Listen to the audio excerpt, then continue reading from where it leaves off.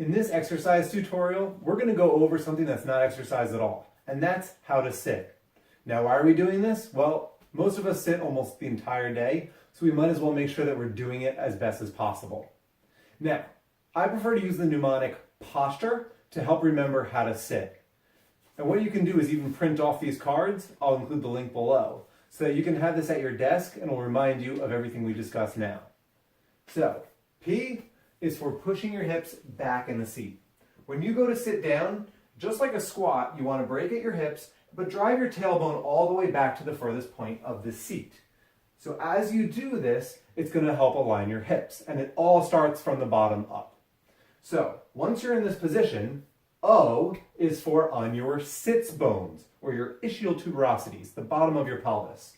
So you want to make sure that you're sitting tall on those bones, and you can do this by discreetly leaning to one side, pulling out the cheek, and pulling out the other. That will keep your body nice and tall on those sits bones. S is for stomach relaxed. One of the things that we most commonly are doing incorrectly is sucking in our abs. We're always trying to tense and just really brace in. Someone might be looking. Take the opportunity, let it go. Relax your stomach, relax your gut, just stay in that position. This is how we're built to sit. T is for two strings pulling the shoulders. And what that means is visualize two strings connecting to the outsides of your shoulders, pulling them wide.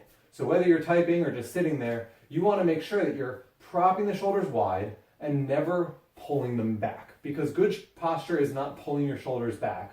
This will just drive your head forward and cause more shoulder dysfunction. Just think about your shoulders and your scapula going a little bit wide, and then from there, you're not going to allow yourself to roll forward like we get commonly caught up in. Next, we go to U. U is for upright head posture. One of the also most important parts is to make sure that your head is neutral.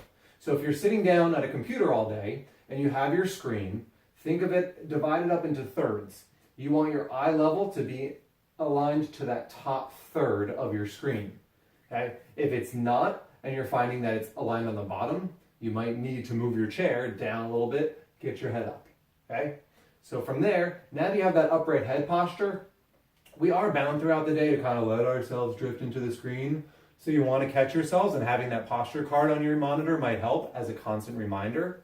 But if you do find yourself having a cervical curve issue, where normally it's curved this way, but it starts to go straight or even reverse curve, one thing that you could do is the towel exercise.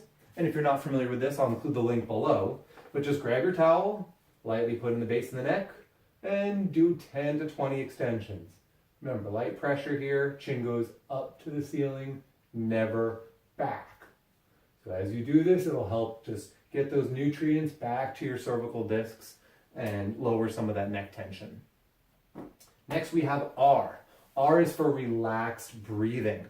That means that when you're sitting here doing your work and you're getting all tense, if you're breathing up in your chest, like we do when we're stressed, that apical breathing, it's called, will tense the chest muscles and pull the shoulders more forward. That pulls the head forward and you lose it all. So by breathing relaxed, you could even take a few times throughout the day to put your hands on your sides, practice 3 diaphragm breaths. As you inhale, the diaphragm comes down, hold, and then exhale long.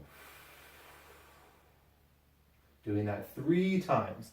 That will just try to rechannel your breath, get that mind-muscle connection down to the diaphragm. And last, we have E for every 60 minutes, move.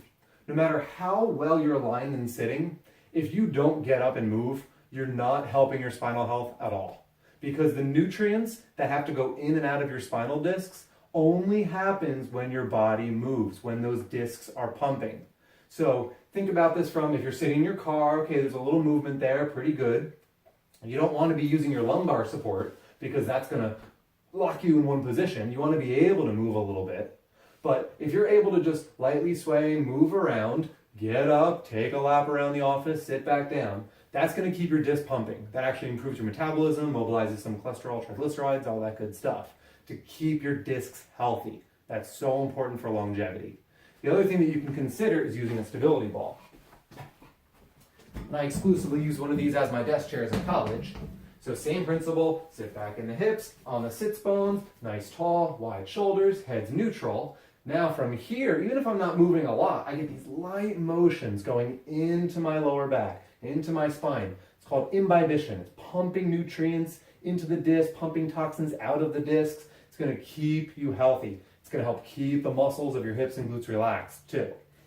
Another great thing you can use is actually a stability ball chair. If you don't already have one, I'll include that link below. It's an awesome investment for your health. You can use it for your home office or even bring it to work if possible, because now you can be on this ball all day. So you've turned something that's not great for you into something that will actually help your posture a little bit and help your spine to stay nice and healthy. So I hope you enjoyed this tutorial. Print out your posture card as a constant reminder to help keep that mind-muscle connection going. Have a great day.